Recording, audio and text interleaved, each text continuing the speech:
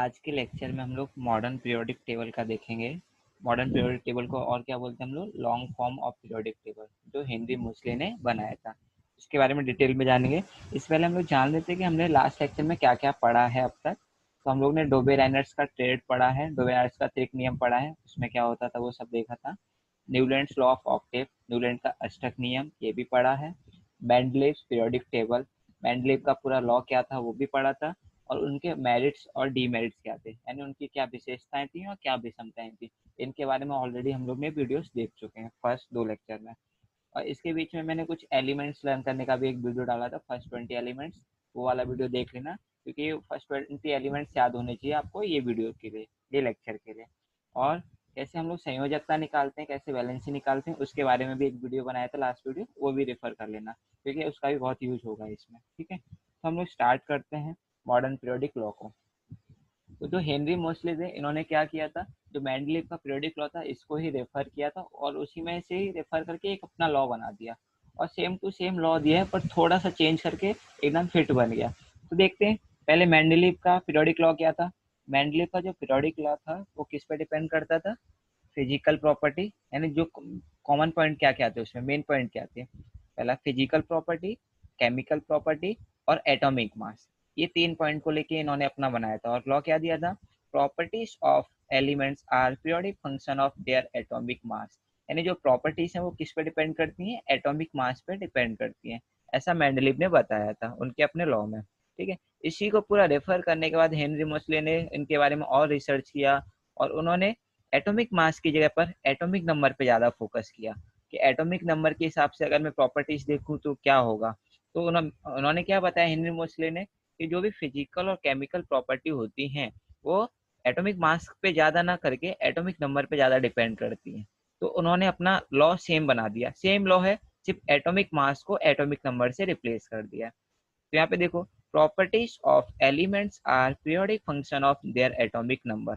सिर्फ क्या चेंज हुआ आपका, एटॉमिक मास की जगह पर एटॉमिक नंबर आ गया है। यानी कि तत्वों के भौतिक तथा रासायनिक गुणधर्म उनके परमाणु क्रमांक के आवर्त फलन होते हैं। एटॉमिक नंबर यानी कि परमाणु क्रमांक।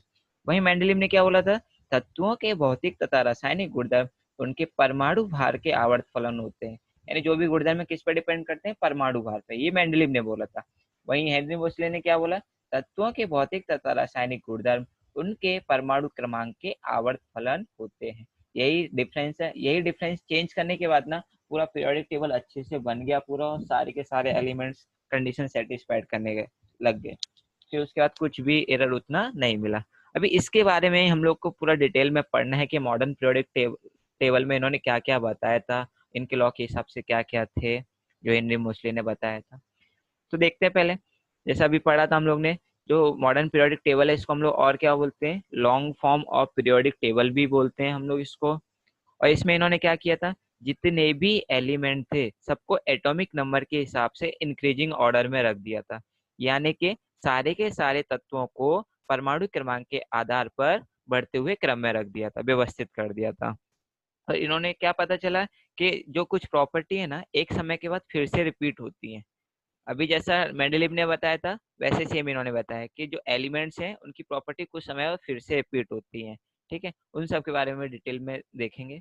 और देखो लास्ट पॉइंट क्या है, most drawbacks of Mendeleev's periodic tables are removed, यानी कि जितने भी ड्रॉबैक थे मेंडलीव के टेबल में वो रिमूव हो गए थे, एक्सेप्ट पोजीशन ऑफ हाइड्रोजन, यानी हाइड्रोजन का पोजीशन इस पर भी फिक्स नहीं था कि उसको कहाँ पे रखें, हेलोजेंस के साथ में रखें या फर्स्ट ग्रुप में ही रखें। और क्या क्या थे इनके ड्रॉबैक्स जो है मेडल में हम लोग ने देखे थे। तो पहला हम लोग ने एक आइसोटोप्स का देखा था। तो आइसोटोप्स क्या होते हैं, तो उनके बारे में भी देखा था लास्ट लेक्चर में। आइसोटोप्स क्या होते हैं, जिनके एटॉमिक मास अलग अलग होते हैं और उनके प्रॉपर्टीज क्या होते हैं, सेम होते हैं। तो उनको कहाँ रखें वो रखने में प्रॉब्लम आ रहा था। यानी समस्थानिक के बारे में देखा था हम लोग ने, समस्थानिकों का स्थान कुछ फिक्स नहीं था मेंडलीव के टेबल में। बट यहाँ पे समस्थानिकों से कुछ लेना देना है ही नहीं हेनरी मोसले की टेबल में। क्यों, क्योंकि हम लोग एटॉमिक मास देखेंगे ही नहीं, तो हम लोग को सिर्फ एटॉमिक नंबर देखना है, तो वो प्रॉब्लम सिंपल दूर हो जाएगा। दूसरा और भी प्रॉब्लम थे, तो बीच में जो एटॉमिक मास थे कुछ डिफरेंस ज़्यादा हो रहा था, तो बीच में कितने एलिमेंट्स आ सकते हैं उनके बारे में प्रिडिक्ट कर पाना प्रॉपर नहीं था। बट यहाँ पे क्या था, जितने भी एलिमेंट्स हैं उनके एटॉमिक नंबर 1 by 1 इंक्रीज हो रहे हैं, बीच में ऐसा नहीं लंबा गैप हो तो कितने एलिमेंट आ सकते हैं, वो भी एरर नहीं था। और एक था कोबाल्ट और निकेल का पोजीशन, वो भी यहाँ पे प्रॉपर हो गया था, एटॉमिक नंबर के हिसाब से देखेंगे तो प्रॉपर अरेंज हो गए। तो मोस्ट ऑफ जितने भी ड्रॉबैक्स थे मेंडलीव की टेबल में, वो सारे के सारे ड्रॉबैक्स इसमें रिमूव हो गए। ठीक है, तो इसीलिए सक्सेसफुल टेबल बना और इसमें सारे के सारे एलिमेंट प्रॉपर अरेंज किए हुए हैं। एक बार स्ट्रक्चर देख लेते हैं, structure of modern periodic table.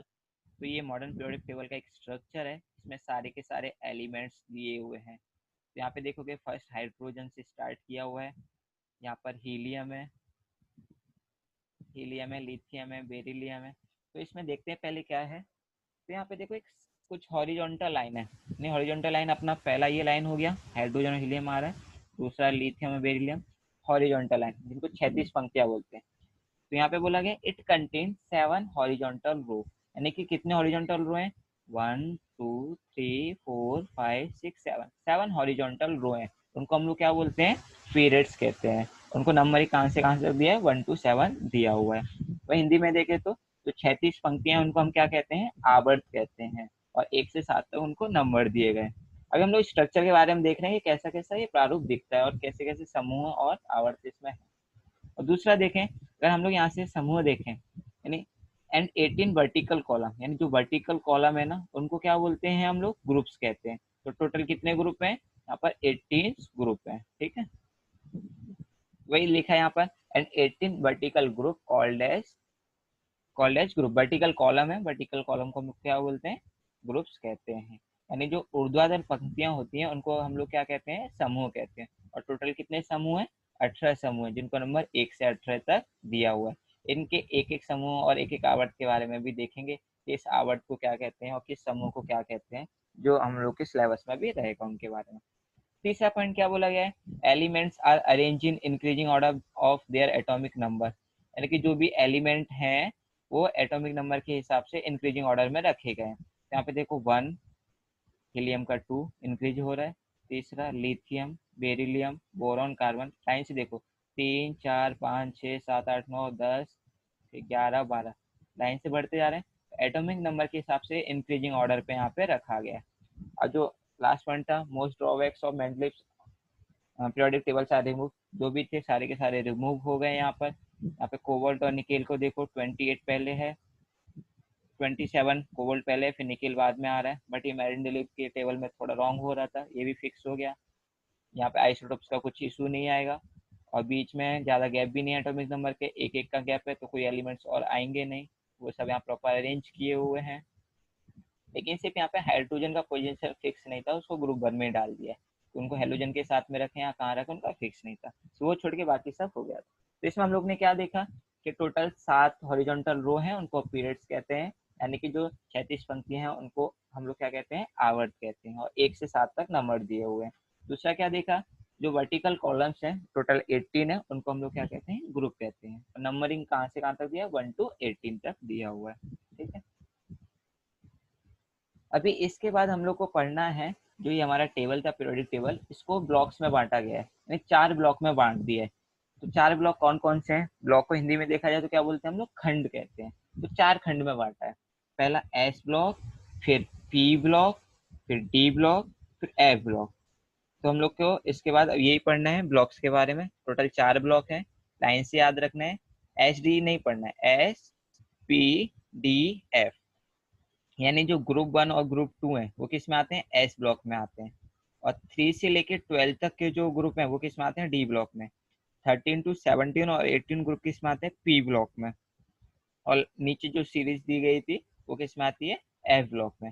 हम लोग पीछे लास्ट में जाके देखें, यहाँ टेबल में देखो नीचे एक सीरीज दी गई है, ये सीरीज कहाँ से आई है, लेंथिनम और एक्टिनाइट सीरीज बोलते हैं इसको। तो यहाँ नंबर देखोगे ना 57 to 71, यहाँ पे एक सारे के सारे एलिमेंट सेम थे, तो उनको नीचे निकाल के रख दिया जिनकी प्रॉपर्टीज को सिमिलर रही होंगी। ठीक है, तो ये लाइन से रख दिए, वो टेबल में ना रखे, नीचे उनको रखा गया है, उसको हम लोग क्या बोलते हैं, लेंथिनाइट और एक्टिनाइट सीरीज बोलते हैं, और इसी को एफ ब्लॉक में रखा गया है। तो देखो यहाँ पर 4 ब्लॉक थे, एस पी डी एफ, 4 खंड है, एस खंड, पी खंड, डी खंड, एफ खंड।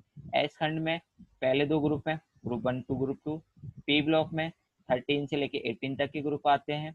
डी ब्लॉक कहाँ पर है, ग्रुप 3 से लेके 12 तक, और एफ ब्लॉक नीचे की दो श्रेणी। ऐसा भी बोल सकते हैं कि जो आपका एस ब्लॉक है सबसे लेफ्ट हैंड साइड में है, और जो पी ब्लॉक है वो सबसे राइट हैंड साइड में, और डी ब्लॉक मिड में आता है, और एफ ब्लॉक सीरीज से अलग नीचे अलग श्रेणी में रखा गया है। ठीक है, तो ऐसा भी अब इन चारों ब्लॉक्स के बारे में अगर लिखने बोला तो दो दो या तीन तीन लाइन लिखने के लिए स्ट्रक्चर बना के लिख देना, तो वो पॉइंट्स देख लेते हैं हम लोग। तो एस ब्लॉक हमारे ये ग्रुप 1 और ग्रुप 2 वाले थे। तो S block contain the group 1 and group 2, वो यहाँ पे लिखा है मैंने। And all the S elements all of the S elements are metal, तो जितने भी हैं यहाँ पे एलिमेंट वो सबके सब क्या है, मेटल, एक्सेप्ट हाइड्रोजन, हाइड्रोजन को छोड़ के, क्योंकि हाइड्रोजन गैस है, बाकी सबके सब क्या है, मेटल। यानी एस खंड के जितने भी तत्व हैं सबके सब क्या है, धातु हैं, हाइड्रोजन को छोड़ के।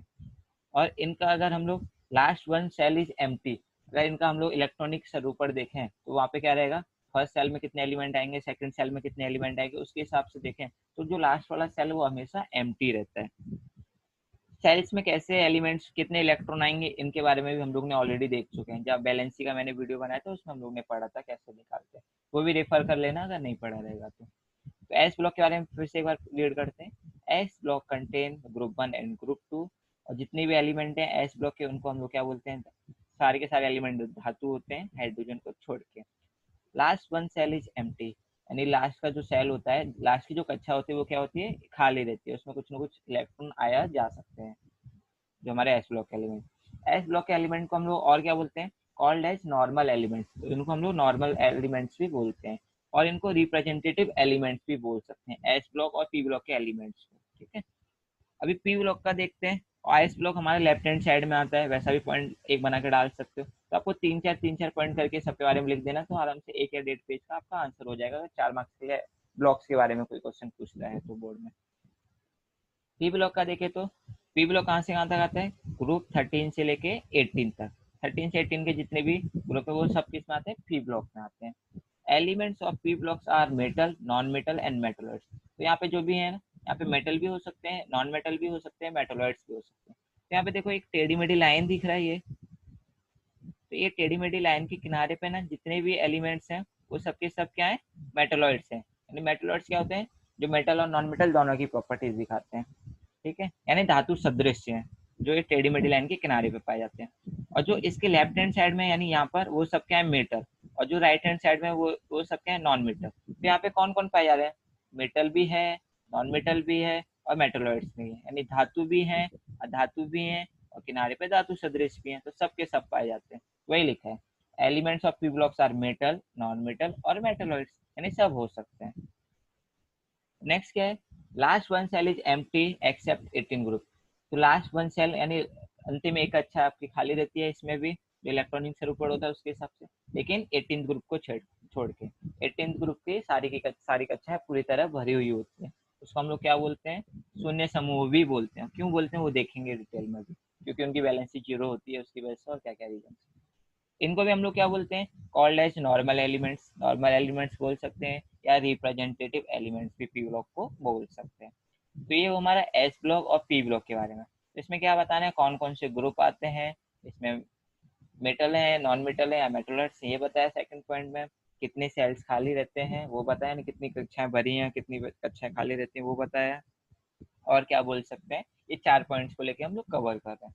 अभी आते हैं हम लोग डी ब्लॉक पे, डी ब्लॉक जो हमारे मिड में। ठीक है, तो डी ब्लॉक में कहाँ से आता है, ग्रुप 3 से लेके 12 तक के जो भी ग्रुप हैं वो किस में आते हैं, आपके डी ब्लॉक्स में आते हैं। Elements of D blocks are metal, ये सब के सब एलिमेंट्स क्या हैं, आपके मेटल हैं। लेकिन डी ब्लॉक की ना लास्ट 2 सेल्स आर एम्प्टी होती हैं। एस और पी का हम लोग ने देखा एक एक ही सेल एम्प्टी रहता है, लेकिन डी ब्लॉक में कितने, 2 सेल्स खाली रहते हैं, क्योंकि यहाँ पे जो जितने भी एलिमेंट्स हैं उनकी लास्ट 2 कक्षाएं जो रहेंगी वो क्या रहेंगी, खाली रहेंगी, क्योंकि इलेक्ट्रॉन ट्रांसफर हो जाते हैं लास्ट के 2 सेल्स में। ठीक है, वो सब डिटेल में अगर देखने जाए तो हम लोग 11th में पढ़ेंगे, जब S P D F block का अलग अलग चैप्टर रहेगा उसके बारे में और डिटेल में पता रहेगा। अभी फिलहाल हम लोग इतना ही जानते हैं कि इनको लास्ट 2 सेल खाली रहते हैं, उनको क्या बोलते हैं। ठीक है, तो इनको क्या बोलते हैं, कॉल्ड एज ट्रांजिशन एलिमेंट, इनको हम लोग बोलते हैं ट्रांजिशन एलिमेंट भी बोलते हैं। ठीक है, तो डी ब्लॉक के बारे में क्या पढ़ा, कि ग्रुप 3 से लेके ग्रुप 12 तक के जितने भी एलिमेंट्स वो सब किस में आते हैं, डी ब्लॉक में आते हैं, और डी ब्लॉक एकदम पीरियोडिक टेबल के मिड पार्ट में आता है। और जितने भी एलिमेंट्स हैं डी ब्लॉक के वो सबके सब क्या होते हैं, मेटल होते हैं। और इनकी लास्ट दो सेल्स यानी लास्ट दो कक्षाएं क्या रहती हैं, खाली रहती हैं। और इनको हम लोग क्या बोलते हैं, कॉल्ड एज ट्रांजिशन एलिमेंट, इनको ट्रांजिशन एलिमेंट्स भी बोलते हैं। डी ब्लॉक के बाद हम लोग बात करते हैं एफ ब्लॉक की। एफ ब्लॉक में कौन आता है, जो लेंथेनाइट और एक्टिनाइट सीरीज होती हैं जो बॉटम में दी गई हैं पीरियोडिक टेबल के, उनको उनका समावेश किस में होता है, एफ ब्लॉक में। वही लिखा है, lanthanide and actinide series at the bottom form the F block, यानी वो क्या बनाते हैं, एफ ब्लॉक बनाते हैं। Elements of F blocks are metal, ये भी क्या है, मेटल है। पूरे पीरियोडिक टेबल में देखोगे ना, सारे के सारे एलिमेंट्स मेटल हैं। और यहाँ पे सिर्फ पी ब्लॉक में क्या आता है आपका, मेटल, नॉन मेटल और मेटलॉइड्स आते हैं, सिर्फ हाइड्रोजन को छोड़ के, हाइड्रोजन अपना अलग। अभी इसमें क्या रहता है, last three cells are empty, जो एफ ब्लॉक के एलिमेंट्स हैं उनकी लास्ट तीन कक्षाएं खाली रहती हैं। और इनको हम लोग क्या बोलते हैं, inner transition elements. D block को क्या बोलते थे, ट्रांजिशन एलिमेंट, इसको क्या बोलते हैं, इनर ट्रांजिशन एलिमेंट बोलते हैं। यानी हिंदी में देखा जाए तो डी ब्लॉक को क्या बोलते थे हम लोग, संक्रमण तत्व बोलते थे। एफ ब्लॉक के एलिमेंट्स को क्या बोलेंगे, आंतरिक संक्रमण तत्व कहेंगे। ठीक है, आगे बढ़ते हैं। ये हमारा ब्लॉक्स के बारे में हो गया। ब्लॉक्स के बारे में एस पी डी एफ इनके बारे में देखा, और कुछ 2 या 3 पॉइंट्स इनके रेफर करते गए, इनका पोजीशन कहाँ है और कैसे कैसे एलिमेंट्स होते हैं, वो सब इसमें हम लोग ने कवर किया। अभी हम लोग देखते हैं ग्रुप्स के बारे में। टोटल 18 ग्रुप है, इसमें 18 ग्रुप हैं, लेकिन सारे 18 के 18 ग्रुप्स के बारे में अभी हमको नहीं पढ़ना है। हमको फर्स्ट 2 ग्रुप है उनका नाम देख लेंगे, और लास्ट के 2 ग्रुप है उनका नाम देख लेंगे, और उनकी कुछ प्रॉपर्टीज देख लेंगे। ठीक है, तो जो element of group 1 is called as alkali metal, जो फर्स्ट ग्रुप के एलिमेंट उनको हम लोग क्या बोलते हैं, अल्कली मेटल्स बोलते हैं।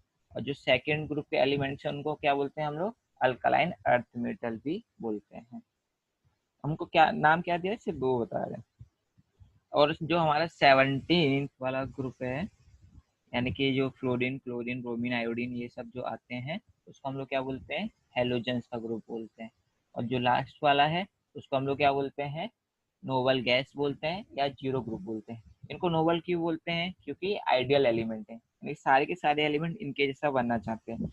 इनके जैसा क्यों बनना चाहते हैं, क्योंकि इनका अष्टक पूरी तरह भरा हुआ रहता है, यानी कि इनका लास्ट सेल पूरी तरह भरा हुआ रहता है। ये किसी से भी ना इलेक्ट्रॉन लेते हैं, ना इलेक्ट्रॉन देते हैं, और ना ही किसी भी रिएक्शन में पार्टिसिपेट करते हैं, इसलिए इनको नोबल गैस कहते हैं। और इनको जीरो ग्रुप एलिमेंट्स क्यों बोलते हैं, क्योंकि अगर इनकी वैलेंसी निकालें तो वो कितनी आती है, जीरो आती है, इसलिए इनको हम लोग क्या बोलते हैं, जीरो ग्रुप एलिमेंट्स भी बोलते हैं, क्योंकि वैलेंसी क्या है, इनकी जीरो है। तो ये आपके टेक्स्ट बुक का पेज है। तो यहाँ पे पहले कुछ टॉपिक दिया था, आधुनिक आवर्त सारणी तथा तत्वों का इलेक्ट्रॉनिक स्वरूप। उसके बाद ये समूह के बारे में देख लेते एक बार, क्या लिखा हुआ है यहाँ पर। एक ही आवर्त में नजदीक में पाए जाने वाले तत्वों के गुणधर्मों में थोड़ा सा अंतर होता है। तो आवर्त क्या था, हमारी 36 पंक्तियां थी। तो जैसे जैसे हमारा हाइड्रोजन है, हाइड्रोजन के बाजू में हीलियम है, नीचे लिथियम है, लिथियम के बाजू में बेरिलियम, बोरॉन, ये वाले एलिमेंट्स हैं। तो क्या लिखा हुआ है, एक बार फिर से पढ़ते हैं। एक ही आवर्त में नजदीक में पाए जाने वाले तत्वों के गुणधर्मों में थोड़ा सा अंतर होता है, यानी पहला एलिमेंट है फिर दूसरा एलिमेंट है, दोनों की प्रॉपर्टीज थोड़ी सी अलग होंगी, लेकिन तीसरा एलिमेंट है, उनकी प्रॉपर्टीज थोड़ी और अलग हो जाएंगी। जैसे जैसे एलिमेंट्स दूर हो जाएंगे उनकी प्रॉपर्टीज एकदम चेंज होती जाएंगी। तो यहाँ पे लिखा हुआ है, एक ही आवर्त के नजदीक में पाए जाने वाले तत्वों के भौतिक गुणधर्मों में थोड़ा सा अंतर पाया जाता है, परंतु अधिक दूर स्थित तत्वों के गुणधर्मों में अधिक अंतर होता है। यानी जो फर्स्ट एलिमेंट्स के पास में था उसके थोड़ा जो भी गुणधर्म थे वो थोड़े सिमिलर थे, लेकिन जैसे जैसे दूर हो जाएंगे एलिमेंट्स, उनके गुणधर्म भी एकदम अलग हो जाते हैं। वहीं अगर हम लोग समूह की बात करें, अब ये आवर्त में क्या हो रहा है, जैसे जैसे आगे बढ़ रहे हैं हमारे गुणधर्म भी चेंज हो रहे हैं, लेकिन समूह में क्या होता था, एक समूह के नीचे तभी एलिमेंट्स को रखते हैं जब उनके गुणधर्म समान रहेंगे। तो यहाँ पे क्या लिखा है, एक ही समूह में सभी तत्वों के रासायनिक गुणधर्मों में समानता या श्रेणीबद्धता दिखाई देती है, यानी सेम गुणधर्म दिखाई देते हैं। अभी जो गुणधर्म बदल रहे होंगे एक ही पैटर्न में बदल रहे होंगे, कि हमारे समूह का पहला एलिमेंट ऐसा दिखा रहा है, ग्रुप 1 का जो दूसरा एलिमेंट है उसके प्रॉपर्टीज ऐसी हैं, ग्रुप जो तीसरा एलिमेंट है उसकी प्रॉपर्टीज ऐसी हैं, यानी सिमिलर रहेंगी या तो श्रेणीबद्धता पाई जाएगी उनमें। नेक्स्ट क्या लिखा है, आधुनिक आवर्त सारणी के साथ समूह तथा आवर्तों का ये विशेषता तत्वों के इलेक्ट्रॉनिक स्वरूपट के कारण है। ये सब किसकी वजह से होता है, इलेक्ट्रॉनिक स्वरूपट के कारण, यानी कौन सी सेल में कितने एलिमेंट्स आएंगे वो सब की वजह से ये सारी प्रॉपर्टीज डिसाइड हुई थी। किसी तत्व को आधुनिक आवर्त सारणी में किस समूह या किसी आवर्त में रखना है, यह उसके इलेक्ट्रॉनिक स्वरूपट के आधार पर स्पष्ट होता है। यानी कोई भी एलिमेंट का पोजीशन कहाँ होना चाहिए, कहाँ रखना चाहिए, ये भी हम कैसे पता चला तुम लोग को, इलेक्ट्रॉनिक स्वरूपण के हिसाब से, यानी फर्स्ट सेल में कितने एलिमेंट्स आ सकते हैं, सेकंड सेल में कितने एलिमेंट्स आ सकते हैं, उसके हिसाब से उनका पोजीशन डिसाइड किया था। यही सेम चीज देखो इंग्लिश में यहाँ लिखा हुआ है, within a periodic the neighbouring element differ slightly, यानी जो नेबर का एलिमेंट रहेगा तो उनकी प्रॉपर्टीज क्या रहेंगी, स्लाइटली डिफर रहेंगी in their property, while distance element differ wildly in their property, यानी जो डिस्टेंस पे एलिमेंट्स रहेगा, यानी दूर एलिमेंट्स रहेगा, उनकी प्रॉपर्टीज क्या रहेंगी, कुछ ज्यादा अलग रहेंगी। Element in the same group show similarity and gradation in the property, और जो सेम ग्रुप के एलिमेंट्स रहेंगे वो एलिमेंट्स क्या रहेंगे, सेम प्रॉपर्टीज दिखाएंगे। These characteristics of the groups and pairs in the modern periodic tables are because of their electronic configuration of elements. ये सब किसकी वजह से, इलेक्ट्रॉनिक कॉन्फ़िगरेशन की वजह से, और जो इनका पोजीशन है वो भी इलेक्ट्रॉनिक कॉन्फ़िगरेशन की वजह से ही डिसाइड किया जाता है कि कौन से एलिमेंट्स को कहाँ डिसाइड रखना है। तो हम लोग फिर वापस यहाँ पे आते हैं समूह व इलेक्ट्रॉन समूह पर। तो ये भी हम लोग ने देखा था, समूह को कौन से समूह को क्या कहते हैं वो भी देखा था, और थोड़ा सा देख लेते हैं क्या लिखा हुआ है। आपको दिखाई देगा कि समूह एक अर्थात क्षारीय धातुओं के वंश, यानी उनको क्या बोलते हैं हम लोग, क्षारीय धातुओं के वंश भी बोलते हैं। इन सभी तत्वों की संयोजकता इलेक्ट्रॉनों की संख्या समान है। अब तो पहले ये पता होना चाहिए संयोजकता इलेक्ट्रॉन क्या होता है। तो संयोजकता इलेक्ट्रॉन कैसे निकालते हैं, अभी जैसे फर्स्ट समूह देखो, उसका एलिमेंट क्या है, हाइड्रोजन। हाइड्रोजन का एटॉमिक नंबर क्या है, 1। अगर तुमने वैलेंसी का वीडियो अच्छे से देखा है तो हाइड्रोजन का तुम वैलेंसी आराम से बता सकते हो, एटॉमिक नंबर 1 है। फर्स्ट सेल में 2 एलिमेंट्स हो सकते हैं मैक्सिमम, वो एक इलेक्ट्रॉन लेगा, तो उसका कितना हो रहा है, वैलेंसी 1 हो रहा है। वहीं अगर लिथियम ले लें, लिथियम का एटॉमिक नंबर क्या है, वो भी फर्स्ट ग्रुप का है, लिथियम का एटॉमिक नंबर 3 है। फर्स्ट सेल में 2 इलेक्ट्रॉन आ गए, सेकंड सेल में 1 इलेक्ट्रॉन आ गया, बट सेकंड सेल में मैक्सिमम कितने होने चाहिए, 8 इलेक्ट्रॉन होने चाहिए। तो ये क्या करेंगे, 7 इलेक्ट्रॉन ले या 1 इलेक्ट्रॉन किसी को दे दे, 1 इलेक्ट्रॉन किसी को दे दे, तो जितने इलेक्ट्रॉन है की शेयरिंग करता है उसी से हम लोग संयोजकता निकालते हैं। तो 1 इलेक्ट्रॉन दे रहा है तो वैलेंसी कितनी हो जाएगी, 1 हो जाएगी। तो हाइड्रोजन की 1 है, लिथियम की 1 हो गई। ऐसे ही सोडियम का निकालो जल्दी से। सोडियम का कैसे निकालोगे, एटॉमिक नंबर कितना है, 11। एटॉमिक नंबर 11 है तो कैसे, फर्स्ट सेल में 2 इलेक्ट्रॉन, सेकंड सेल में 8 इलेक्ट्रॉन, बचे कितने, 1। तो थर्ड सेल में कितना, 1 इलेक्ट्रॉन। अभी थर्ड सेल में होने कितना चाहिए, 8 या 18। ठीक है, तो या तो 7 इलेक्ट्रॉन किसी से ले ताकि उसका स्टक पूरा हो जाए, उसका ऑक्टेट पूरा हो जाए, या तो 1 इलेक्ट्रॉन किसी को दे दे। तो क्या बेटर रहेगा, 7 लेना है या 1 देना, 1 दे देगा। ठीक है, 1 दे देगा मतलब 1 इलेक्ट्रॉन शेयर करा है, इसीलिए उसकी वैलेंसी कितनी हो जाएगी, 1 हो जाएगी। तो यहाँ पे देखा मैंने, हाइड्रोजन का 1 है, यहाँ पे लिथियम का 1 है, और सोडियम का 1 है। पोटेशियम का निकालो, उसका भी वैलेंसी कितनी आएगी, सेम आएगी, 1। तो यहाँ पे क्या बताए, जो भी समूह रहता है, समूह में सभी तत्व, जितने भी तत्व रहेंगे उनकी वैलेंसी क्या रहती है, समान रहती है। यही बात अगर मैं सेकंड समूह की करूँ, तो यहाँ पे लिथियम के बाजू में क्या आता है, बेरिलियम आता है। बेरिलियम का एटॉमिक नंबर 4 है। 4 का वैलेंसी निकालो जल्दी से। फर्स्ट सेल में 2 इलेक्ट्रॉन, सेकंड सेल में 2 इलेक्ट्रॉन, या तो 6 इलेक्ट्रॉन ले, पूरा स्टक कर ले, 2 है, या 2 दे दे, 2 देना बेटर है। तो उसकी कितना इलेक्ट्रॉन दे रहा है, 2 इलेक्ट्रॉन दे रहा है, तो वैलेंसी कितनी हो जाएगी, 2। और नेक्स्ट क्या आएगा उसके नीचे, ग्रुप 2 में देखना, मैग्नीशियम आएगा। मैग्नीशियम का निकालो, 12 एटॉमिक नंबर। फर्स्ट सेल में 2 इलेक्ट्रॉन, सेकंड सेल में 8 इलेक्ट्रॉन, कितने चले गए, 10 बचे 2। थर्ड सेल में 2 इलेक्ट्रॉन, होने कितने चाहिए, 8। तो क्या करेगा, 2 इलेक्ट्रॉन किसी को दे देगा, वैलेंसी कितनी हो जाएगी, 2। तो इनकी वैलेंसी सेम है। तो यहाँ पे देखो वही लिखा हुआ है, आपको दिखाई देगा कि समूह एक अर्थात क्षारीय धातुओं के वंश, इन्हीं सभी तत्वों की संयोजकता इलेक्ट्रॉनों की संख्या समान होती है। यानी संयोजकता है, जो लास्ट सेल में इलेक्ट्रॉन होते हैं उनको हम लोग संयोजकता इलेक्ट्रॉन भी बोलते हैं। लास्ट सेल में जो नंबर ऑफ इलेक्ट्रॉन्स रहेंगे वो भी क्या रहते हैं, सेम रहते हैं।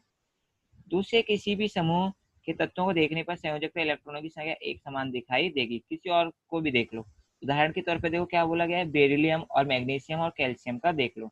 यह तत्व समूह 2 अर्थात भूक्षारी धातुओं के वंश में समाविष्ट होते हैं। ये कहाँ से मिले, हम लोग को मिलेंगे ये सेकंड वाले ग्रुप से, जिसको हम लोग क्या बोलते हैं, भूक्षारी धातु भी बोलते हैं। इनके बाह्यतम कक्षा में कितने इलेक्ट्रॉन होते हैं, 2 इलेक्ट्रॉन होते हैं, जिसका वो त्याग कर देते हैं। उसी प्रकार अगर लास्ट वाले सेल का देखें हम लोग, यानी 17th वाले और 18th वाले समूह का देखें, उसी प्रकार समूह 17 अर्थात हेलोजन वंश के नीचे की ओर जाने पर कक्षाओं में क्रमशः वृद्धि होती है। सॉरी, उसी प्रकार समूह 17 अर्थात हेलोजन वंश के फ्लोरीन, क्लोरीन और उनके बाह्यतम कक्षा में कितने इलेक्ट्रॉन होते हैं, 7 इलेक्ट्रॉन होते हैं। अभी हम लोग फ्लोरीन का देखें तो फ्लोरीन का एटॉमिक नंबर कितना है 9। फर्स्ट सेल में 2 इलेक्ट्रॉन, सेकंड सेल में 7 इलेक्ट्रॉन, सिंपल है फ्लोरीन का। वहीं क्लोरीन की बात करें तो क्लोरीन का एटॉमिक नंबर कितना है 17। ठीक है, तो इसमें देखो फर्स्ट सेल में 2 इलेक्ट्रॉन, सेकंड सेल में 8 इलेक्ट्रॉन, 10 चले गए, 2 फर्स्ट में 8 सेकंड में, बचे कितने 7। तो 7 थर्ड सेल में आ गए। तो देखो नंबर ऑफ इलेक्ट्रॉन सेम है। ठीक है, और कितना है अब ये 7 इलेक्ट्रॉन है तो क्या करेंगे, एक इलेक्ट्रॉन लेंगे या 7 दे देंगे, एक लेंगे, तो वैलेंसी कितनी हो जाएगी इनकी 1। वैलेंसी सेम है और वैलेंसी इलेक्ट्रॉन भी सेम है, यानी लास्ट सेल में जितने इलेक्ट्रॉन वो भी सेम है, तो वही लिखा है। उसी प्रकार समूह 17 अर्थात हेलोजन वंश के फ्लोरीन और क्लोरीन के बाध्यम कक्षा में कितने इलेक्ट्रॉन होते हैं 7 इलेक्ट्रॉन होते हैं। किसी भी एक समूह में ऊपर से नीचे की ओर जाने पर इलेक्ट्रॉनों की कक्षाओं में क्रमशः वृद्धि होती जाती है। यानी देखो फर्स्ट फर्स्ट ग्रुप की बात करें, पहले हाइड्रोजन था तो जिसमें कितने सेल थे, एक ही सेल था। ठीक है, हाइड्रोजन में एक ही इलेक्ट्रॉन होता है, यानी उसका एटॉमिक नंबर 1 है, एक ही सेल था। लेकिन जैसे लिथियम आया, लिथियम का एटॉमिक नंबर 3 है, तो फर्स्ट सेल में 2 इलेक्ट्रॉन, फिर एक सेकंड सेल आया जिसमें एक इलेक्ट्रॉन, फिर उसके नीचे सोडियम आता है। सोडियम में कितने हो जाएंगे, सोडियम का एटॉमिक नंबर 11 है, फर्स्ट सेल में 2 इलेक्ट्रॉन, सेकंड सेल में 8 इलेक्ट्रॉन, फिर थर्ड सेल, फिर नंबर ऑफ सेल्स बढ़ते जा रहे हैं। तो ग्रुप्स में क्या होता है, जैसे जैसे हम लोग ऊपर से नीचे की ओर जाते हैं नंबर ऑफ सेल्स बढ़ते जाते हैं। तो वही यहाँ पे लिखा हुआ है। किसी भी समूह में ऊपर से नीचे की ओर जाने पर इलेक्ट्रॉनों की कक्षाओं में क्रमशः वृद्धि होती जाती है। इससे स्पष्ट होता है कि बाह्यतम कक्षाओं में इलेक्ट्रॉनों का स्वरूपण या आधुनिक आवर्षण में प्रत्येक समूह की विशेषता होती है। उनकी विशेषता बता दी है, समूह में क्या हो रहा है, जैसे जैसे समूह में लोग नीचे आएंगे एक नया सेल यानी नया कक्षा उसमें बढ़ती जाएगी। परंतु जैसे ही हम किसी भी समूह में ऊपर से नीचे की ओर जाते हैं वैसे ही कक्षों की संख्या में भी वृद्धि होती है। तो इसे यहाँ पे बोला गया है नंबर ऑफ सेल्स इंक्रीज होते हैं। यही इंग्लिश में एक बार देख लेते हैं। You will find that the number of valence electron in all these elements from the group 1 that is family of alkali metal is same। तो हम लोगों ने देखा अल्कली मेटल का यानी हाइड्रोजन, लिथियम, सोडियम और पोटेशियम, इनके इलेक्ट्रॉन्स का देखा कितने लास्ट सेल में कितने इलेक्ट्रॉन है, वो सेम रहते हैं, उनकी वैलेंसी भी सेम रहती है। Similarly if you look at the element from any other group, किसी अदर ग्रुप का भी देख लें, you will find the number of their valence electron to the valence electron to the same. For example elements, example के लिए क्या लिया, beryllium और मैग्नीशियम का लिया। बेरिलियम में कितना था 4 एटॉमिक नंबर, फर्स्ट सेल में 2, सेकंड सेल में 2, तो उसकी वैलेंसी भी 2 हो रही थी। मैग्नीशियम का देखा, मैग्नीशियम का कितना था 12 था, फर्स्ट सेल में 2 इलेक्ट्रॉन, सेकंड सेल में 8 इलेक्ट्रॉन, फिर थर्ड सेल में 2 इलेक्ट्रॉन, लास्ट सेल में कितने 2 इलेक्ट्रॉन।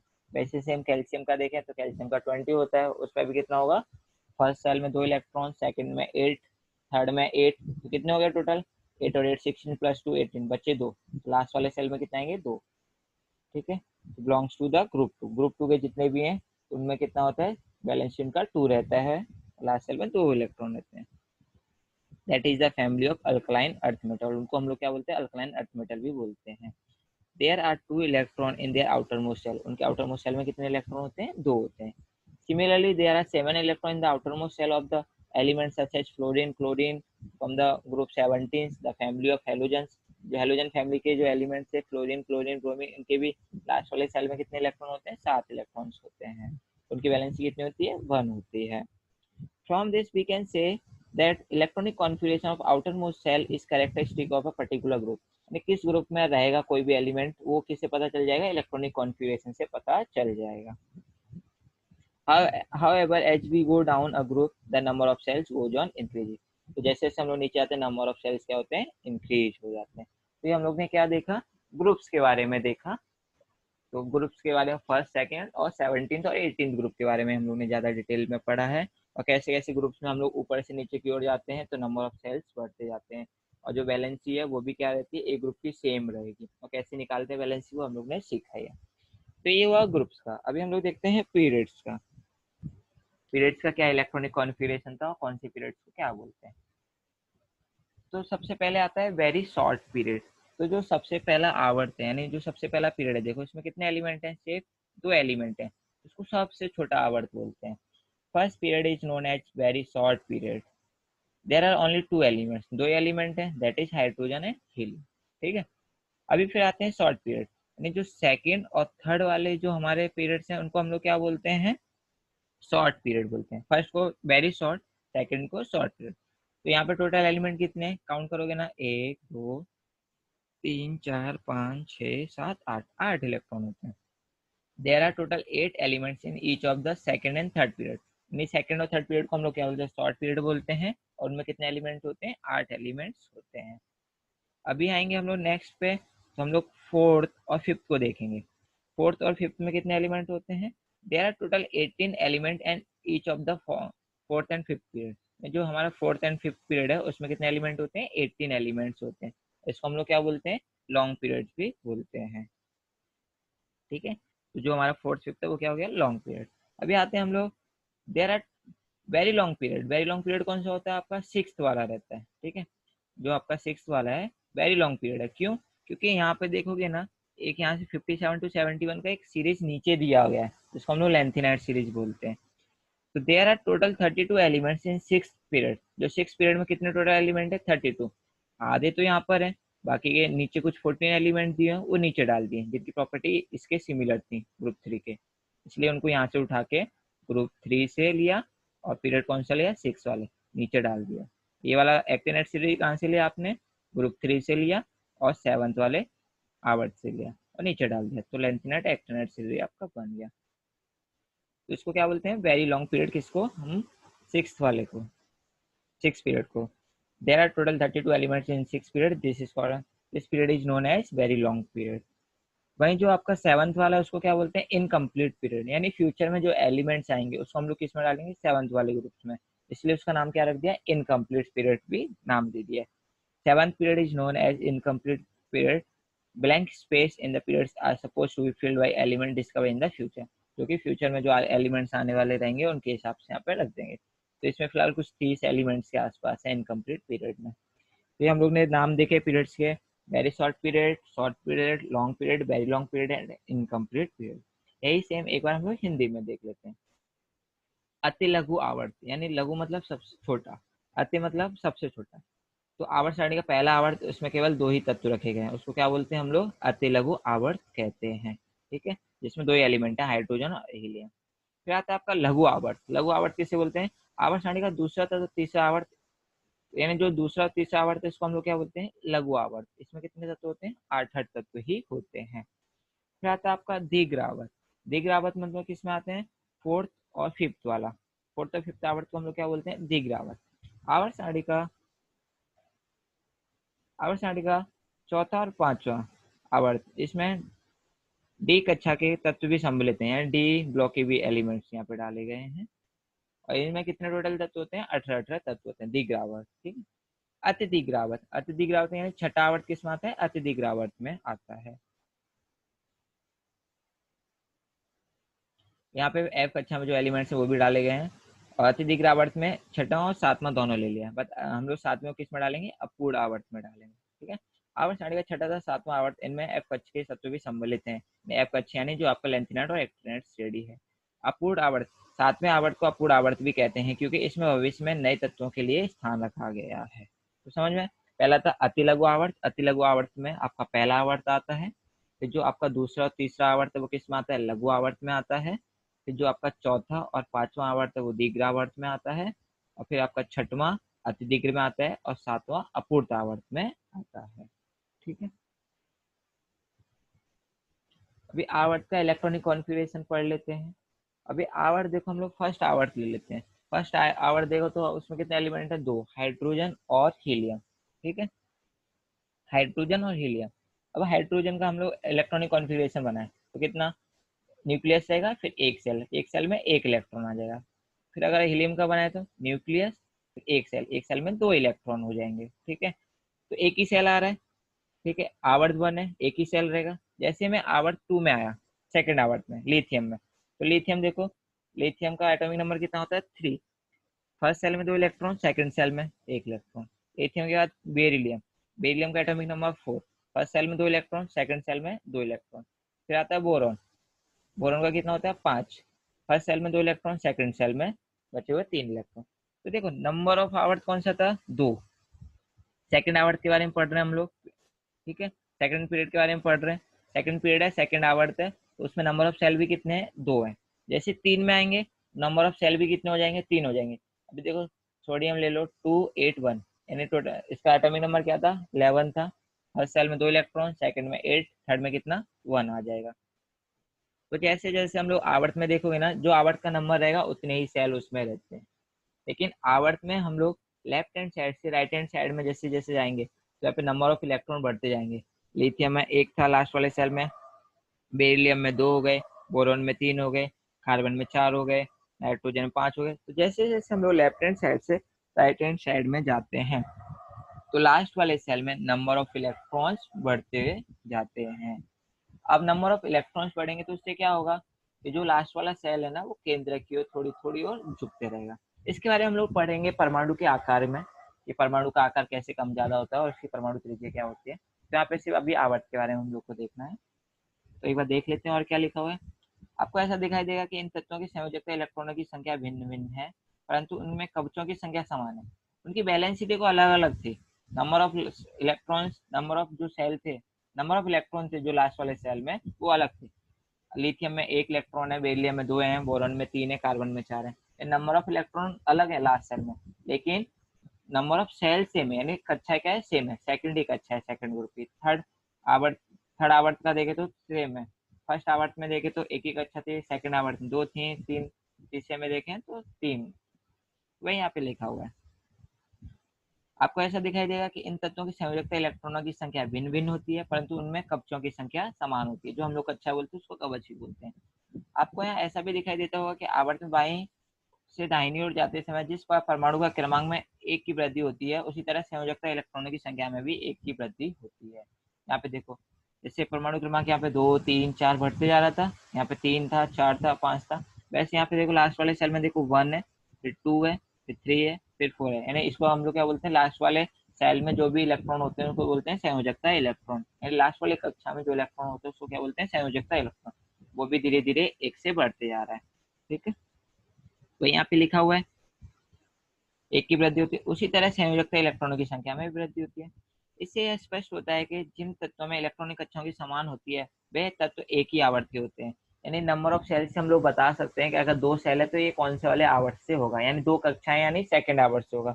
अगर किसी एलिमेंट की 3 कक्षाएं हैं तो ये कौन से आवर्त से होगा, तीसरे आवर्त से होगा। तो सिंपल हम लोग बता सकते हैं किसी भी इलेक्ट्रॉनिक कॉन्फ़िगरेशन से देख के कि वो कौन से वाले ग्रुप या कौन से वाले उससे होगा, आवर्त से होगा।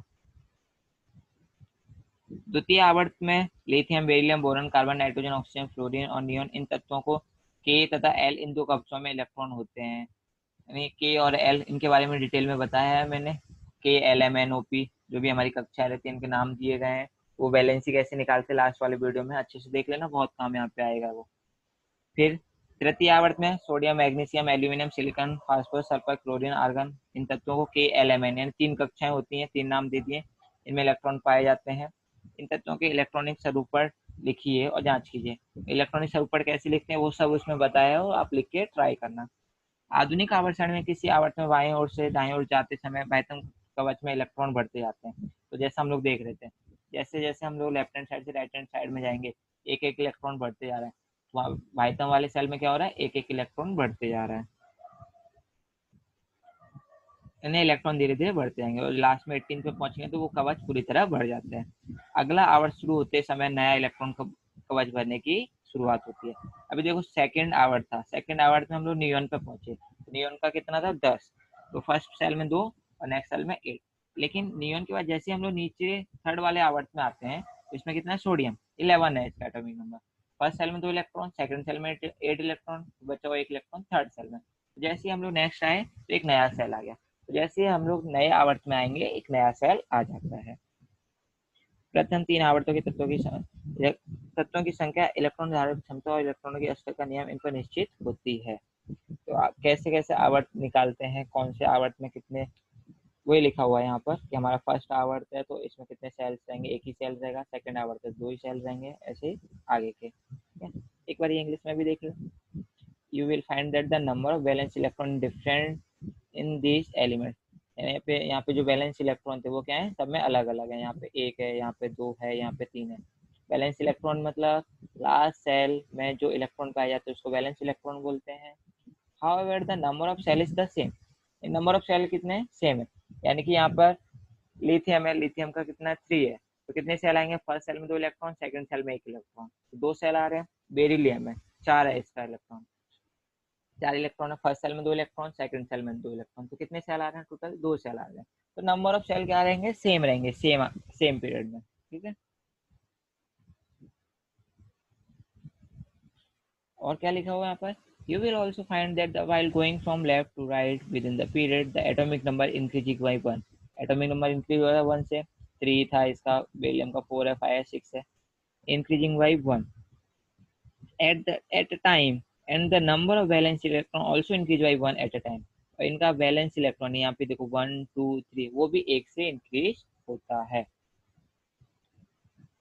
We can say that the element with the same number of cells occupied by electron belongs to the same period। देखो फिर से पढ़ो, रिपीट करो, ये लाइन क्या लिखा हुआ है, we can say that the element with the same number, element with the same number of cell occupied with the electron belongs to the same period, यानी जो पीरियड से होगा उतने ही सेल उसमें होंगे, यानी फर्स्ट पीरियड से यानी 1 सेल रहेगा, सेकंड पीरियड से उसमें कितने सेल, 2 सेल रहेंगे, अगर कोई भी एलिमेंट थर्ड पीरियड से है तो उसमें कितने सेल रहेंगे, 3 सेल्स रहेंगे। The elements in the second period, namely lithium, beryllium, boron, carbon, nitrogen, oxygen, fluorine and neon, have electron in 2 cells। उनके 2 सेल्स हैं जिनका नाम क्या दिया, K और L दिया हुआ है। वही सेम थर्ड सेल की बात करें तो, थर्ड पीरियड की बात करें तो sodium, magnesium, aluminium, silicon, phosphorus, sulphur, chlorine, argon, इनके पास कितने सेल होते हैं, 3 सेल होते हैं, जो KLM से नाम दिए गए। इनका इलेक्ट्रॉनिक कॉन्फ़िगरेशन आप लोग लिखना, ये सब मैंने वैलेंसी वाले टॉपिक में बताया कैसे लिखा जाता है। In the modern periodic table, electrons are filled in the same cell while going along a period from left to right। यानी जैसे जैसे हम लोग लेफ्ट टू राइट में जाएंगे वहाँ पे सेल इंक्रीज नहीं होता है, एक ही सेल होता है, उसमें नंबर ऑफ इलेक्ट्रॉन बढ़ते जाते हैं। At the time of beginning next period a new electron cell start filling up. जैसे ही हम लोग का नया पीरियड स्टार्ट होता है एक नया सेल क्रिएट हो जाता है। अभी थर्ड था, फोर्थ आएगा तो देखो एक नया सेल आ गया 281, फिर यहाँ पे देखो 2881, तो 4 सेल हो जाएंगे यहाँ पर। तो जैसे जैसे हम लोग नया सेल में आएंगे, नए पीरियड में आएंगे, एक नया सेल इंक्रीज होता जाएगा। तो ये किसके बारे में हो गया, पीरियड्स, और पीरियड्स का कैसा इलेक्ट्रॉनिक कॉन्फ़िगरेशन होता है। अभी नेक्स्ट टॉपिक है आपका periodic trends in modern periodic table, कि आधुनिक आवर्त में आवर्ती झुकाव, यानी कौन कौन सी प्रॉपर्टीज इसमें पढ़नी है जो आवर्ती झुकाव है। तो इसमें मेनली हम लोग को 3 प्रॉपर्टीज पढ़ने हैं, तो जिनसे हम लोग को मेन पीरियोडिक ट्रेंड्स के बारे में पता चल जाएगा। तो 3 प्रॉपर्टीज कौन कौन सी हैं, 3 properties of elements namely valency, पहले तो वैलेंसी पता करना है, वैलेंसी के बारे में पूरा एक टॉपिक हम लोग ने कवर किया है, कैसे निकालते हैं क्या होता है। दूसरा है एटॉमिक साइज, कि कोई भी एलिमेंट का एटॉमिक साइज कैसे निकालतेंगे वो सीखेंगे इसमें। थर्ड एंड लास्ट क्या है आपका, metallic and non metallic character. तो ये 3 टॉपिक हम लोग को लास्ट इस चैप्टर में पढ़ना है, इसका हमारा ये चैप्टर हो जाएगा खत्म।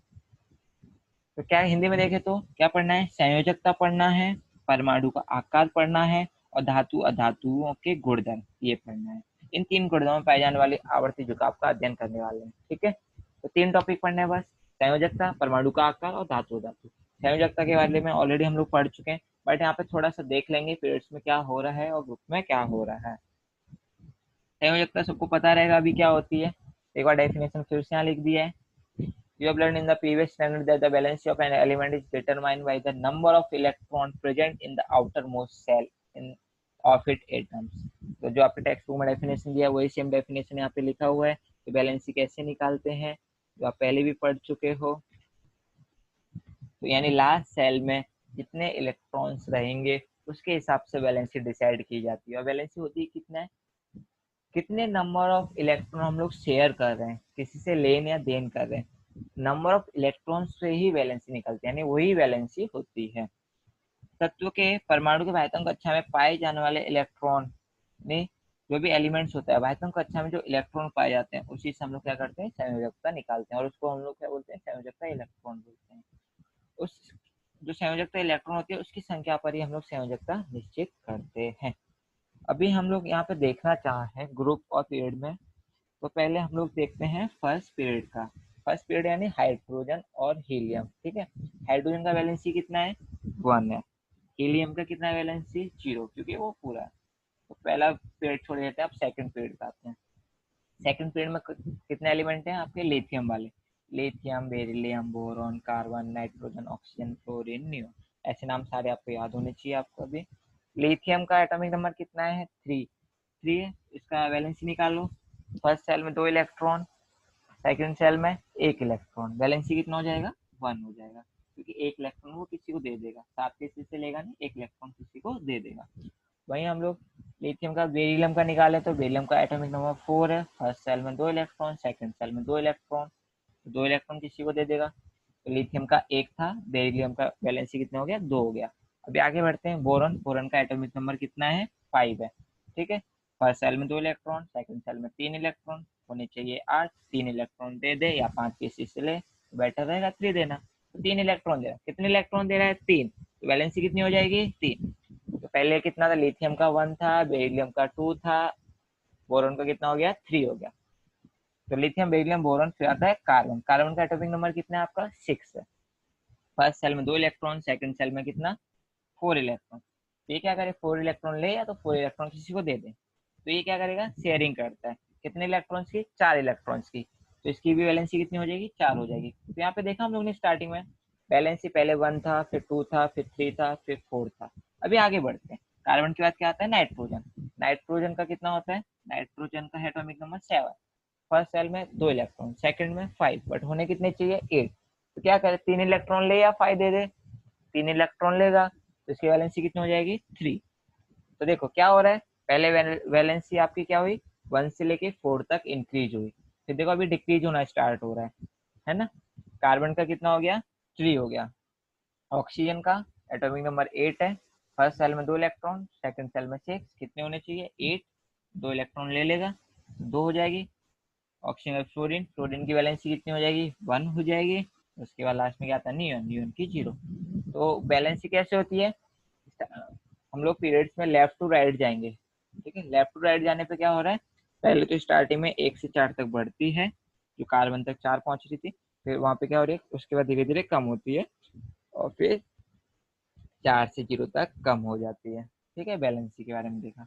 अभी समूह में देखें, ये तो हम लोग ने आवर्त में देखा, समूह में देखें तो एक समूह की जितनी भी बैलेंसी रहेगी वो सेम रहेगी। फर्स्ट ग्रुप का देखें, हाइड्रोजन की बैलेंसी कितनी है, 1 है, लिथियम की कितनी है, 1 है, सोडियम की कितनी है, 1 है। तो जितने भी फर्स्ट ग्रुप में रहेंगे उनकी वैलेंसी क्या रहेगी, सेम रहेगी। सेकंड ग्रुप में रहेंगे उनकी वैलेंसी क्या रहेगी, सेम रहेगी, ठीक है। तो वैलेंसी ग्रुप में क्या रहती है, सेम रहती है, और पीरियड्स में क्या होती है, पहले इंक्रीज होती है फिर डिक्रीज हो जाती है। ये तो हमारा पूरा वैलेंसी। तो हमारे कितने टॉपिक थे, 3 टॉपिक थे, 3 में से एक हुआ कवर, वैलेंसी। अभी हम लोग नेक्स्ट आते हैं एटॉमिक साइज। तो एटॉमिक साइज पढ़ने के लिए पहले आपको पता होना चाहिए एटॉमिक रेडियस। एटॉमिक रेडियस क्या होता है, उसके हिसाब से फिर आप एटॉमिक साइज निकाल पाओगे। एटॉमिक साइज यानी कोई भी एलिमेंट उसका साइज कैसे निकालोगे। तो एटॉमिक साइज होता क्या है, वो एक बार रीड कर लेते हैं। एटॉमिक साइज निकालने के लिए एटॉमिक रेडियस निकालना है। एटॉमिक रेडियस क्या होता है, atomic radius is the distance between, atomic radius is the distance between the nucleus of the atom and its outermost cell। यानी कि जो आपका न्यूक्लियस रहता है, न्यूक्लियस से लेके जो आपका आउटर मोस्ट सेल रहता है उसके बीच के डिस्टेंस को क्या बोलते हैं, एटॉमिक रेडियस बोलते हैं। यानी कि केंद्रक से लेके बाह्यतम कक्षा के बीच की दूरी को क्या बोलते हैं हम लोग, परमाणु त्रिज्या कहते हैं। स्वतंत्र परमाणु में, ये स्वतंत्र परमाणु क्या होता है, स्वतंत्र परमाणु यानी जो किसी का रिएक्शन नहीं किया हुआ, अभी फ्री बैठा हुआ है, रिएक्शन कर लिया तो वो स्वतंत्र नहीं रहेगा, वो किसी पे डिपेंडेंट हो जाएगा। तो वही यहाँ पे बोला गया, एटॉमिक साइज के लिए एटॉमिक रेडियस पता होना चाहिए। एटॉमिक रेडियस क्या होती है, the distance between the nucleus and the outer most cell. जो न्यूक्लियस है, न्यूक्लियस से लेके आउटर मोस्ट सेल के बीच में जो डिस्टेंस रहता है उसको क्या बोलते हैं, एटॉमिक रेडियस। सेम हिंदी में भी वही लिखा हुआ है। स्वतंत्र परमाणु है, परमाणु की त्रिज्या यानी केंद्रक से लेके बाह्यतम कक्षा के बीच की दूरी को परमाणु त्रिज्या कहते हैं। अभी निकालते कैसे हैं और आवर्त में कितनी रहेगी या समूह में कैसे रहेगी वो यहाँ पे देखेंगे हम लोग। परमाणु का आकार, एटॉमिक साइज देखा। आकार या द्रव्य का मूलभूत गुणधर्म है, ये आपने पिछली कक्षाओं में पढ़ा है, यानी किसका साइज कितना रहेगा उनके बारे में। परमाणु का आकार परमाणु की त्रिज्या द्वारा दर्शाया जाता है। आकार किससे पता चलेगा, परमाणु त्रिज्या से। और परमाणु त्रिज्या क्या होती है वो हम लोग ने देख लिया। स्वतंत्र परमाणु में परमाणु की त्रिज्या अर्थात परमाणु के केंद्रक तथा बाह्यतम कवच के बीच की दूरी। सेम हम लोग इंग्लिश में भी देखेंगे तो वही सेम लिखा हुआ है। You have seen in the previous standard that the size and volume is a fundamental property of matter. कोई भी मैटर के लिए वो सब फंडामेंटल प्रॉपर्टीज हैं। The size of an atom is indicated by its radius. Radius से आपको पता चलता है। एटॉमिक रेडियस क्या होता है वो भी यहाँ पे बता दिया। Atomic radius the distance between the nucleus of the atom and outer most cell. तो जो डेफिनेशन हम लोग ने पढ़ा तो वही सेम यहाँ पे लिखा हुआ है। और जो एटॉमिक रेडियस को हम लोग किसी यूनिट में लिखते हैं, पिकोमीटर में लिखते हैं, which is smaller than nanometre, जो नैनोमीटर से और भी छोटा है। फिर अभी आगे देखते हैं। हम लोग ने यहाँ पे देख लिया परमाणु त्रिज्या क्या होता है और परमाणु का आकार के लिए परमाणु त्रिज्या पता होना चाहिए। अभी देखते हैं समूह में और आवर्त में क्या होता है। अभी हम लोग पहले एग्जांपल ले लेते हैं आवर्त का, ठीक है। पीरियड्स में, पीरियड्स में यानी लेफ्ट टू राइट जाने पे क्या होगा, एटॉमिक रेडियस बढ़ेगी या घटेगी, ठीक है। तो एग्जांपल्स हम लोग यानी सेकेंड ग्रुप, सेकेंड पीरियड के लेते हैं। तो सेकेंड पीरियड यानी कि उसमें कौन कौन से एलिमेंट आते हैं, lithium, beryllium, boron, carbon, nitrogen, oxygen, fluorine, neon, ये सारे एलिमेंट्स आते हैं। लिथियम में कितने इलेक्ट्रॉन्स हैं, लिथियम का एटॉमिक नंबर 3 है। फर्स्ट सेल में 2 इलेक्ट्रॉन, सेकंड सेल में 1 इलेक्ट्रॉन। बेरिलियम में आओगे तो लास्ट सेल में 2 इलेक्ट्रॉन। तो जैसे जैसे हम लोग लेफ्ट हैंड साइड से राइट हैंड साइड में जाएंगे, जो हमारा लास्ट सेल है उसमें नंबर ऑफ इलेक्ट्रॉन्स बढ़ते जा रहे हैं, ठीक है। लिथियम में 1 इलेक्ट्रॉन है लास्ट सेल में। लिथियम के आगे हम लोग बेरिलियम में गए तो लास्ट सेल में 2 इलेक्ट्रॉन हो गए। बेरिलियम के बाद हम लोग बोरोन में गए तो उसमें लास्ट सेल में 3 इलेक्ट्रॉन हो गए। फिर कार्बन में 4 इलेक्ट्रॉन, नाइट्रोजन में 5 इलेक्ट्रॉन। यानी मैं लास्ट सेल की बात कर रहा हूँ। तो क्या हो रहा है, लेफ्ट हैंड साइड से राइट हैंड साइड जाने पर तो लास्ट वाले सेल में नंबर ऑफ इलेक्ट्रॉन्स बढ़ते जा रहे हैं। अगर नंबर ऑफ इलेक्ट्रॉन्स बढ़ रहे हैं ना, तो नंबर ऑफ इलेक्ट्रॉन्स बढ़ने की वजह से जो लास्ट वाला सेल है वो थोड़ा सा केंद्र की ओर आकर्षित होता है। क्या होता है, the force of attraction between nucleus and outer most cell is increases. तो जो हमारा नंबर ऑफ इलेक्ट्रॉन बढ़ रहा है उसकी वजह से इनके बीच का जो फोर्स है वो भी इंक्रीज होता है। फोर्स बढ़ता है तो जो लास्ट वाला सेल है वो केंद्र की ओर झुकेगा। तो केंद्र की ओर झुकेगा तो उनके बीच का डिस्टेंस क्या होगा, कम होगा। सिंपल सी बात है, झुक रहा है यानी डिस्टेंस कम हो रहा है, तो रेडियस भी क्या होगा, डिस्टेंस कम हो रहा है तो रेडियस भी कम होगा। तो ये क्या हो रहा है, पीरियड्स में हम लोग लेफ्ट हैंड साइड से राइट हैंड साइड जाने पर लास्ट वाले सेल में नंबर ऑफ इलेक्ट्रॉन बढ़ रहे हैं। नंबर ऑफ इलेक्ट्रॉन बढ़ रहे हैं उसकी वजह से वो केंद्र की ओर झुक रहा है, यानी न्यूक्लियस की ओर झुक रहा है। न्यूक्लियस की ओर झुक रहा है, इसके लिए उनका एटॉमिक रेडियस क्या हो रहा है, डिक्रीज हो रहा है। एटॉमिक रेडियस कम हो रहा है उसकी वजह से उनकी परमाणु का आकार भी क्या होगा, कम होगा। समझ में आया पीरियड्स में क्या हो रहा है। पीरियड्स में क्या हो रहा है, जैसे जैसे लेफ्ट हैंड साइड से राइट हैंड साइड में जा रहे हैं, नंबर ऑफ इलेक्ट्रॉन्स क्या हो रहे हैं, इंक्रीज होते जा रहे हैं। नंबर ऑफ इलेक्ट्रॉन इंक्रीज हो रहे हैं उसकी वजह से जो लास्ट वाला सेल था, आउटर मोस्ट सेल, वो क्या हो रहा है, केंद्र की ओर झुक रहा है। केंद्र की ओर झुक रहा है तो क्या होगा, उनका एटॉमिक डिस्टेंस क्या होगा, कम हो जाएगा। डिस्टेंस कम होगा तो एटॉमिक रेडियस भी क्या हो जाएगा, परमाणु त्रिज्या भी क्या हो जाएगा, कम हो जाएगा। परमाणु त्रिज्या कम होगा तो परमाणु का आकार भी कम होते जाएगा। तो समझ में पीरियड्स में क्या होता है, लेफ्ट हैंड साइड से राइट हैंड साइड जाने पर परमाणु का आकार कम होता है। वही बात अगर हम लोग ग्रुप की करें, ये रीड कर लेना, पहले सुन लो एक बार। ग्रुप्स में क्या होता है, जैसे जैसे हम लोग ऊपर से नीचे की ओर जाते हैं, तो देखो पहले ग्रुप का एग्जांपल लेते हैं, हाइड्रोजन। हाइड्रोजन में कितने सेल हैं, एक सेल है। हाइड्रोजन के बाद नीचे वाले फर्स्ट ग्रुप में सेकंड एलिमेंट क्या है, लिथियम। लिथियम का एटॉमिक नंबर 3, फर्स्ट सेल, फिर सेकंड सेल में 1 इलेक्ट्रॉन। नंबर ऑफ सेल बढ़ रहा है। फिर उसके नीचे जाएंगे, लिथियम के नीचे क्या आता है, सोडियम। तो नंबर ऑफ सेल फिर उसमें कितने हो जाएंगे, 3 हो जाएंगे। तो जैसे जैसे ऊपर से नीचे की ओर हम लोग जा रहे हैं, किसमें, ग्रुप्स में, तो क्या हो रहा है, नंबर ऑफ सेल इंक्रीज हो रहे हैं। फर्स्ट में एक ही सेल था, सेकंड में 2 सेल से, थर्ड में 3 सेल हो जाते हैं। थर्ड एलिमेंट में नीचे वाले और एलिमेंट आएंगे उसमें एक और नंबर ऑफ सेल बढ़ जाएगा। तो नंबर ऑफ सेल बढ़ जा रहे हैं। तो नंबर ऑफ सेल बढ़ रहे हैं तो जो लास्ट वाला इलेक्ट्रॉन है वो केंद्र से और दूर हो रहा है। तो सिंपल सी बात है, जब सेल बढ़ रहा है तो बीच का डिस्टेंस भी बढ़ेगा। बीच का डिस्टेंस बढ़ेगा तो आपका जो आपका रेडियस है वो भी बढ़ेगा, एटॉमिक रेडियस यानी परमाणु त्रिज्या भी बढ़ेगी। परमाणु त्रिज्या बढ़ेगी तो परमाणु साइज भी बढ़ेगा। तो समझ में आया। समूह में क्या होता है, जैसे जैसे हम लोग समूह में ऊपर से नीचे की ओर जाते हैं, क्या होता है, एक नंबर ऑफ सेल ऐड होते जाता है, यानी एक नई कक्षा उसमें ऐड हो जाती है। नई कक्षा ऐड होगी तो केंद्रक से पायतम कक्षा की दूरी बढ़ती जाएगी धीरे धीरे। पायतम कक्षा की दूरी बढ़ेगी तो परमाणु की त्रिज्या भी क्या होगी, बढ़ेगी। परमाणु की त्रिज्या बढ़ेगी तो परमाणु का आकार भी बढ़ेगा। सिंपल है। आवर्त में क्या हो रहा था, नंबर ऑफ इलेक्ट्रॉन बढ़ रहे थे एक ही सेल में, वो केंद्र की ओर आकर्षित हो रहा था। इसके लिए डिस्टेंस कम हो रहा था, परमाणु त्रिज्या कम हो रही थी, परमाणु का आकार कम हो रहा था। बट समूह में नंबर ऑफ सेल इंक्रीज हो रहा है, तो क्या होगा, परमाणु का आकार इंक्रीज होगा। ठीक है, समझ में आया आकार में, आकार के बारे में। पीरियड्स में क्या होता है, कम होता है, यानी आवर्त में कम होता है लेफ्ट हैंड साइड से राइट हैंड साइड जाने पे, लेकिन समूह में ऊपर से नीचे की ओर जाने पर बढ़ता है। देखो आप पढ़ लेते हैं एक बार क्या लिखा हुआ है आपने। आपको दिखाई देगा कि सामान्यतः आवर्त में बाईं ओर से दाईं ओर जाने पर परमाणु त्रिज्या कम होती जाती है। क्यों होती है वो भी रीजन दिया हम लोग ने, क्योंकि नंबर ऑफ इलेक्ट्रॉन बढ़ रहे हैं, नंबर ऑफ इलेक्ट्रॉन बढ़ रहे हैं तो केंद्र की ओर आकर्षित हो रही है। इसका कारण निम्न प्रकार से है, किसी आवर्त में बाईं ओर से दाईं ओर जाने पर परमाणु क्रमांक में एक की वृद्धि होती है, परमाणु क्रमांक एक से इंक्रीज होता है, अर्थात केंद्रक में धनावेश में एक की वृद्धि होती है, परंतु इलेक्ट्रॉनों में वृद्धि होने पर उसके आयतन कक्षा में समाविष्ट होता है। केंद्रक में धनावेश होने वाली वृद्धि के कारण इलेक्ट्रॉन केंद्रक की ओर अधिक मात्रा में आकर्षित हो रहा है। क्यों आकर्षित होता है यहाँ पे वो बताया गया है, क्योंकि एक एक इलेक्ट्रॉन बढ़ते जा रहा है, एक एक इलेक्ट्रॉन बढ़ेगा तो यहाँ पॉजिटिविटी जो केंद्रक में होती है वो नेगेटिव इलेक्ट्रॉन को अट्रैक्ट करती है, तो फोर्स ऑफ अट्रैक्शन इंक्रीज होता है, उसकी वजह से वो आकर्षित होता है। इसी कारण परमाणु का आकार क्रमशः कम होते जाता है। नीचे कुछ उनकी परमाणु त्रिज्याएं, यहाँ पे कुछ परमाणु त्रिज्याएं दी हुई हैं जो आपको कुछ याद नहीं करना है, सिर्फ एक बार देख लेना। आपको दिखाई देगा कि समूह में ऊपर से नीचे को जाने में परमाणु के आकार में वृद्धि होती है, ये भी देखा हम लोगों ने, परमाणु का आकार बढ़ रहा है। इसका कारण यह है कि समूह में नीचे की ओर जाने पर नई कक्षाओं में वृद्धि होती है, जैसे जैसे हम लोग नीचे आ रहे हैं एक नया सेल ऐड होते जाता है, जिसके कारण बाह्यतम कक्षा में उपस्थित इलेक्ट्रॉन एवं परमाणु के केंद्र की बीच की दूरी बढ़ती है। तो क्या होगा, केंद्रक से जो लास्ट वाला सेल है उन इलेक्ट्रॉन की बीच की दूरी बढ़ जाएगी। इसका परिणाम अर्थात केंद्रीय आवेश में वृद्धि होने के बावजूद परमाणु के आकार में वृद्धि होती जाती है।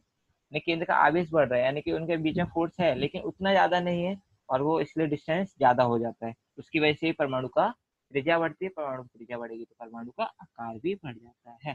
तो समझ में आया एटॉमिक साइज। वही यहाँ पे एक बार इंग्लिश में लिखा हुआ है वो रीड कर लेना। You will find that atomic radius goes on decreasing while going from left to right. जैसे जैसे हम लेफ्ट टू राइट जाएंगे पीरियड्स में क्या होता है, एटॉमिक रेडियस डिक्रीज होती जाती है। The reason behind this is as follows: while going from left to right within a period, atomic number increase by 1. Atomic number एक से increase होते जाता है meaning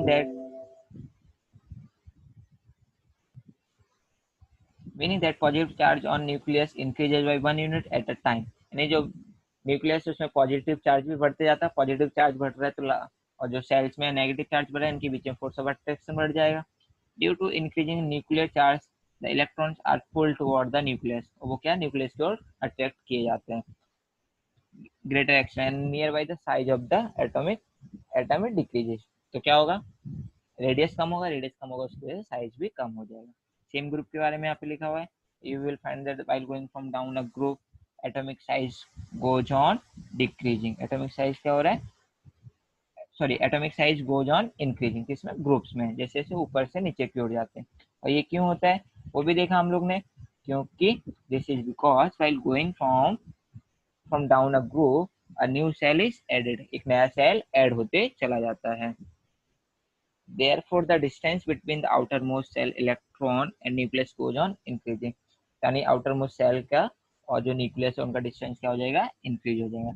इसका रिजल्ट क्या मिलेगा आपको, एटॉमिक साइज इंक्रीज हो जाएगा और एटॉमिक रेडियस भी इसका इंक्रीज हो जाएगा। ये हम लोग ने सेकंड पॉइंट भी देखा, पहले वैलेंसी देखा पूरा कि ग्रुप्स में क्या होता है और पीरियड्स में क्या होता है, फिर हम लोग ने एटॉमिक साइज देखा। अभी हमारा एक लास्ट टॉपिक बचा हुआ है जो कि आपका मेटेलिक और नॉन मेटेलिक कैरेक्टर, ठीक है, वो स्टार्ट करेंगे।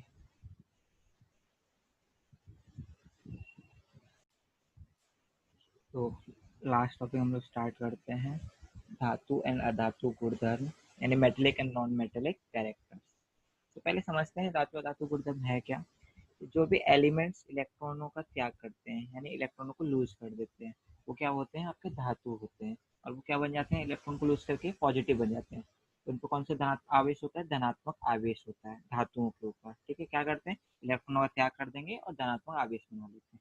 वही अधातुओं की बात करें तो अधातु क्या करते हैं, जो इलेक्ट्रॉनों को ग्रहण करते हैं और जिनके पास ऋणात्मक आवेश होता है, तो वो उनका गुणधर्म क्या होता है, अधात्विक गुणधर्म हो जाता है। तो इसी के बारे में हम लोग को पढ़ना है कि समूह में क्या होता है धातु गुणधर्म का, अधातु गुणधर्म का, पीरियड्स में क्या होता है धातु गुणधर्म का, धातु गुणधर्म का। ये तो हम लोग ने जान लिया, धातु में क्या होता है, इलेक्ट्रॉन त्याग करते हैं इलेक्ट्रॉन त्याग करने के बाद धनात्मक बन जाते हैं। अधातुओं में क्या होता है, इलेक्ट्रॉन ग्रहण करते हैं और ऋणात्मक आवेश हो जाता है।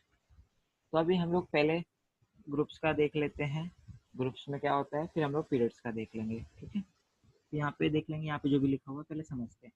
तो ग्रुप में हम लोग जैसे जैसे ऊपर से नीचे की ओर जा रहे हैं, ठीक है, ग्रुप्स में जैसे जैसे ऊपर से नीचे की ओर जा रहे हैं, जैसे हाइड्रोजन हो गया, लिथियम हो गया, बेरिलियम हो गया, क्या हो रहा है, नंबर ऑफ सेल्स इंक्रीज हो रहा है। नंबर ऑफ सेल्स इंक्रीज हो रहा है, उसकी वजह से जो आपका लास्ट वाला इलेक्ट्रॉन है केंद्रक से दूर हो जाएगा, केंद्रक से दूर हो जाएगा, केंद्रक से दूर हो जाएगा, इनके बीच में जो फोर्स हो जाएगा वो कम हो जाएगा, फोर्स कम हो जाएगा तो इजीली रिमूव हो जाता है। क्या होता है, वो इजीली रिमूव हो जाता है, लास्ट वाले सेल में से वो डोनेट हो जाता है। तो यहाँ पे क्या हो गए, ये क्या बन जाएंगे, धनात्मक आवेश बनाएंगे, इन्हें इलेक्ट्रॉनों को लूज कर देंगे तो क्या बनाएंगे, धनात्मक आवेश। और गुणधर्म कौन सा होगा, धात्विक गुणधर्म। तो जैसे जैसे ग्रुप में हम लोग ऊपर से नीचे की ओर जाएंगे तो धात्विक गुणधर्म क्या होगा, इंक्रीज होती जाएगा।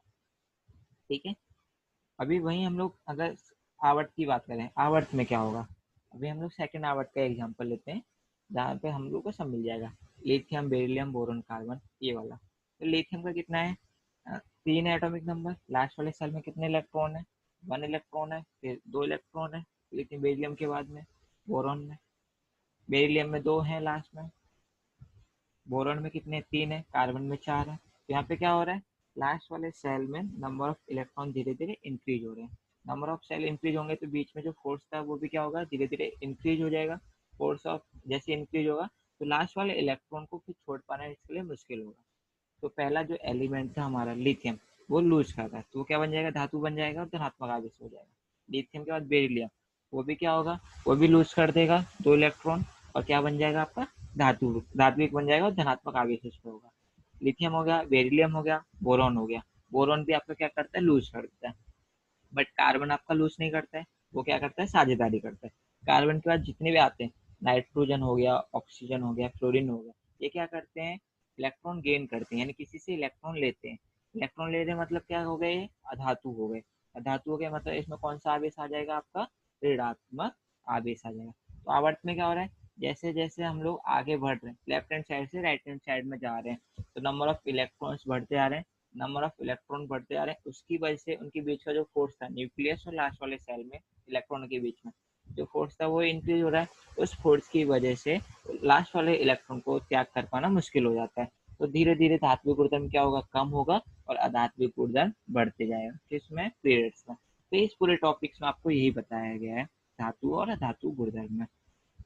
यहाँ पे हम लोग देखेंगे ना तो सब क्लियरली समझ में आ जाएगा। तो यहाँ पे देखोगे ना, तो जो आपके एस ब्लॉक, पी ब्लॉक, ये सब थे, एस और डी ब्लॉक, यानी स्टार्टिंग लेफ्ट हैंड साइड में सारे के सारे एलिमेंट्स के आपके धातु है। यहाँ पे देखो एक टेढ़ी मेढ़ी लाइन है, टेढ़ी मेढ़ी लाइन के किनारे पे ये जो है वहाँ पे क्या है, धातु सदृश यानी मेटोलॉइड्स पाए जाते हैं।